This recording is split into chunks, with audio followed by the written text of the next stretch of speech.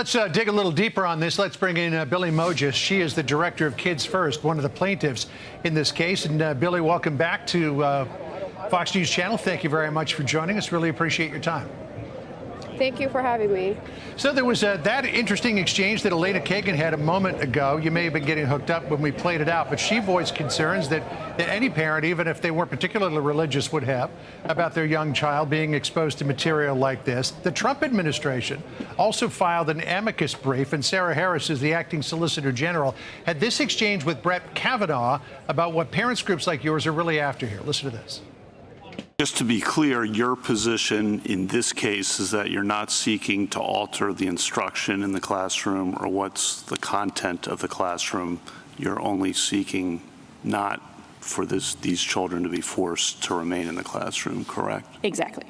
So this is not about censorship. This is not about telling the schools what they can teach in the classroom. This is simply about whether or not parents believe their children should be exposed to this and that you should have an opt-out option to take their kids out of those particular classes. Absolutely. We are not asking them to do anything special that has not been done before. The opt-out has been an option for decades. We have been using it. My parents used it on me. We're just asking them to restore it so we can exclude our kids from materials that are insensitive and inappropriate. Yeah, so the school board is fighting back, saying, look, these materials are not inappropriate. They're not all that particularly sensitive. But listen to this Washington Post article. This was from August 2nd of 2023, which said that a group of Montgomery County elementary school principals had written to the school board about their concerns. Here's part of that article. It has been communicated that Montgomery County Public Schools is not teaching about sexual orientation and gender identity as standalone concepts in elementary school, some of the principals wrote in a document sent in November. However, several of the books and supporting documents seemingly contradict this message. So you had elementary school principals who were siding with parents at that time, and yet the Montgomery County School Board says, don't listen to any of that. Listen to us. We know best. What does that tell you as a parent? I mean, they're just completely dismissing the parents. We, the taxpayers who pay them to do the job that they're supposed to do, are being ignored. They're not listening to us. They say, you know, they're trying to teach some English, but it's absolutely not true. When parents say no, no means no. They should listen and respect our wishes. So here's what the Montgomery County Public Board of Education says on these so-called inclusive books. This is from a filing that was made in December of last year. They said, quote, the storybooks are not used in any lessons related to gender and sexuality. The books are made available for individual reading, classroom read-alouds, and other educational activities designed to foster and enhance literacy skills.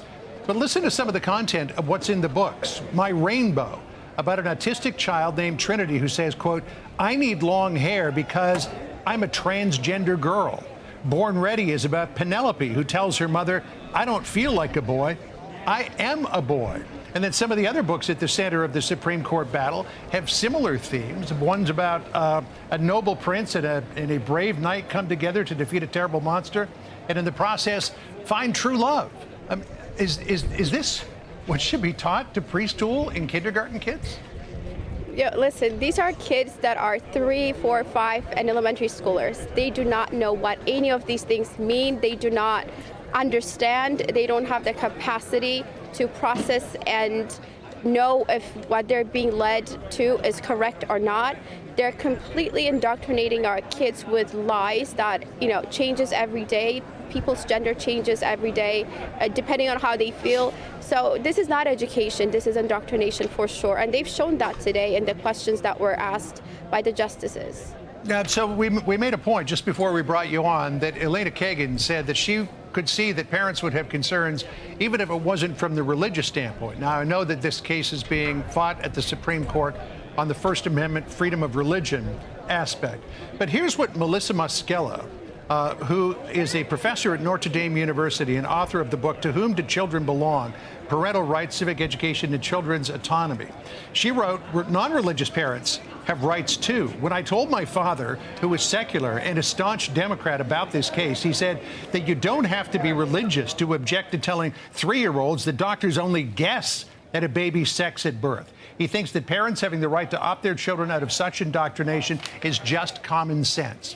So again, it's being fought on a religious basis that this is a violation of constitutional rights on people who believe that their child from a religious basis shouldn't be exposed to this.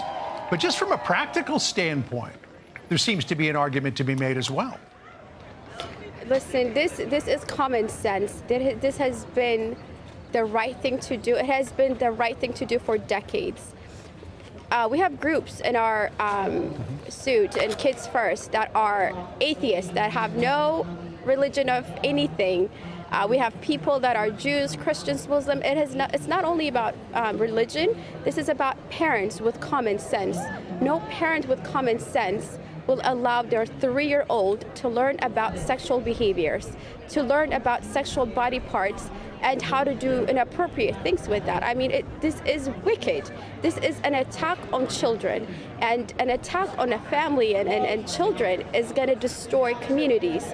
And when communities are destroyed, the nation will be destroyed. This is just a downhill waiting to happen.